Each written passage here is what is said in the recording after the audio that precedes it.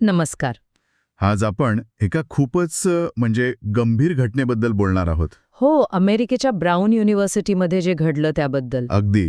शनिवार 13 डिसेंबर 2025 अमेरिकेतील ही एक प्रतिष्ठित युनिव्हर्सिटी आणि तिथल्या कॅम्पसमधून ही अत्यंत धक्कादायक बातमी समोर आली. हो, बातमीनुसार तिथे गोळीबार झाला, ज्यात 2 जणांचा मृत्यू झाला आणि 8 जण गंभीर जखमी झाले. आणि संशयित आरोपी अजूनही फरार आहे, ज्यामुळे संपूर्ण कॅम्पसमध्ये एक प्रकारची भीती पसरलेली आहे. बरोबर.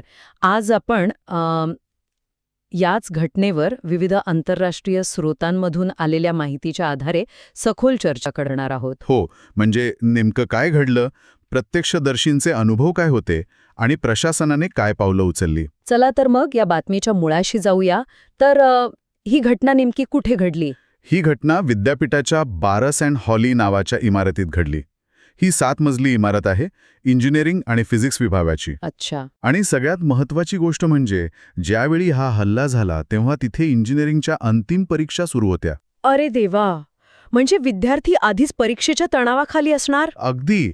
आणि त्याच वेळी हा भयानक प्रसंग घडला.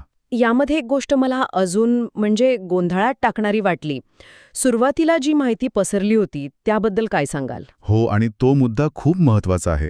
कारण सुरुवातीला विद्यापीठाकडून आणि राष्ट्राध्यक्ष डोनाल्ड ट्रम्प यांनी सांगितलं होतं की संशयित आरोपीला अटक झालीय. हो, मी वाचलं ते. पण काही वेळातच ही माहिती चुकीची असल्याचं स्पष्ट करण्यात आलं. म्हणजे विचार करा, अशा परिस्थितीत जेव्हा लोकांना वाटतं की धोका टळला आणि मग कळतं की नाही, आरोपी अजून मोकळा आहे. यामुळे लोकांमध्ये भीती आणि गोंधळ कितीतरी पटीने वाढतो. अगदी बरोबर. आणि जे विद्यार्थी तिथे होते त्यांचे अनुभव तर म्हणजे खूपच भयानक असतील. हो, प्रत्यक्षदर्शींनी जे सांगितलंय ते खरंच अंगावर काटा आणणार आहे. जसं की अलेक्स ब्रूस नावाचा एक बायोकेमिस्ट्रीचा विद्यार्थी आहे. तो त्या इंजिनिअरिंग इमारतीच्या समोरच्याच हॉस्टेलमध्ये राहतो.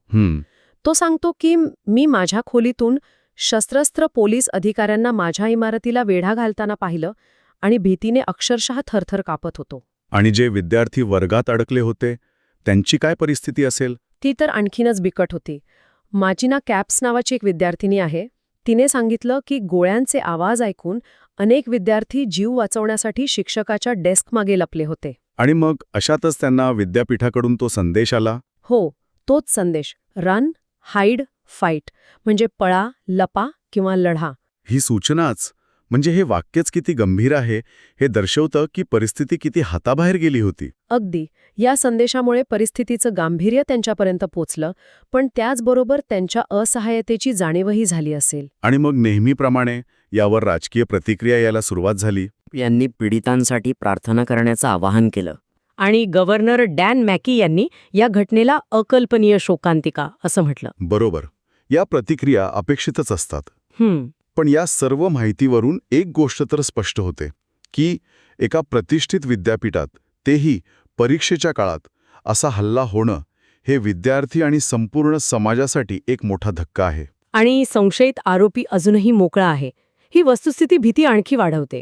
हो, आणि प्रशासन सर्व स्तरावर प्रयत्न करत आहे, पण भीतीचं वातावरण आहेच. बरोबर. आणि या सगळ्या चर्चेच्या शेवटी मला तोच सुरुवातीचा प्रश्न पुन्हा विचारावासा वाटतो. कोणता?